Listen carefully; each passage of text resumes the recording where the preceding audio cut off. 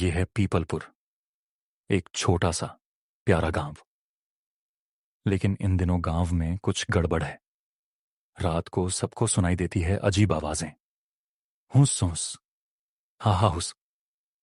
गांव वाले भागते हैं, डरते हैं। मुखिया जी कांपते हुए, ये कोई भूत प्रेत का चक्कर है गुड्डू। मैं नहीं मानता, कोई भूत नहीं होता। चलो पता लगाते हैं। गुड्डू अपने कुत्ते शेरू के साथ रात को छुपकर कुएं के पास जाता है। तभी अचानक बब्बन भूत। गुड्डू डर के मारे उल्टा भागता है, फिर रुकता है। गुड्डू, रुको, तुम तो डरपोक लग रहे हो। बब्बन भूत, मैं असली भूत हूं, लेकिन मैं किसी को डराना नहीं चाहता। बस कोई मुझसे बात करे, इतना ही चाहता हूं। सब भाग जाते हैं। गुड्डू मुस्कुराता है। तो दोस्ती कर लो ना। हम सब डरते हैं क्योंकि तुम यूं सोच करके डराते हो। बब्बन भूत, अरे वो तो मेरी हिचकी है। भूत बब्बन कोई बुरा नहीं है, वो तो अकेला है। क्यों ना हम सब मिलकर उसके साथ कोई खेल खेलें। मुखिया जी, खेल? भूत के साथ? दादी अम्मा, अरे डर को हंसी में बदल दो, यही असली जादू है। बच्चे और गांव वाले भूत मेला मनाते हैं। सफेद चादरों की दौड़, हंसी भूत कहानियां और बब्बन की हिचकी वाली प्रतियोगिता। बब्बन भूत, इतने सालों में पहली बार मुझे अपनापन महसूस हो रहा है। गुड्डू, अब तुम गांव के भूत नहीं, हमारे दोस्त बब्बन हो।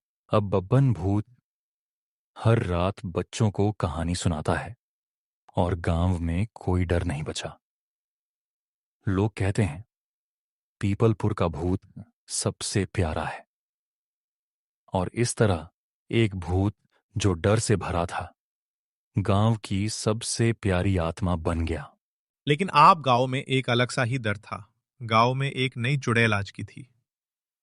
उसने बाबन बूथ को मर दिया था। अब वो पूरे गांव को मरने में लगी हुई है। रोज हर कोई मर रहा था और देखते देखते गांव खत्म हो गया। फिर चुड़ैल वो गांव भूटिया गांव बन गया और फिर गांव में कोई भी रहने के लिए नहीं आया। फिर एक दिन दुर्गा माता जी आती है और चुड़ैल के दोस्तों को और साथ में चुड़ैल को भी मर देती है। फिर माँ देवी उस गांव को हरा भरा कर देती है। फिर उस गांव में दोबारा से हरियाली आ जाती है। अब उस गांव में दोबारा से लोग रहने के लिए आने लगते हैं और वो लोग माँ देवी की पूजा करते हैं रोज। अब उस गांव में कोई भूत नहीं रहता है। अब उस गांव पर माँ देवी का आशीर्वाद है। अब उस गांव में सभी लोग खुशी से रहने लगते हैं और सब अपने काम में जुट जाते हैं और सब लोग गांव में माँ देवी का मंदिर बनवा देते हैं और सब लोग पूजा पाठ करने लग जाते हैं। लेकिन पिछले 3 से 4 दिन में कुछ न कुछ अलग हो रहा है। गांव में कोई भूत आना चाहता है, लेकिन माँ देवी के आशीर्वाद से वो गांव में घुस नहीं सका। इसी के साथ यहाँ पे कहानी खत्म हो गई है।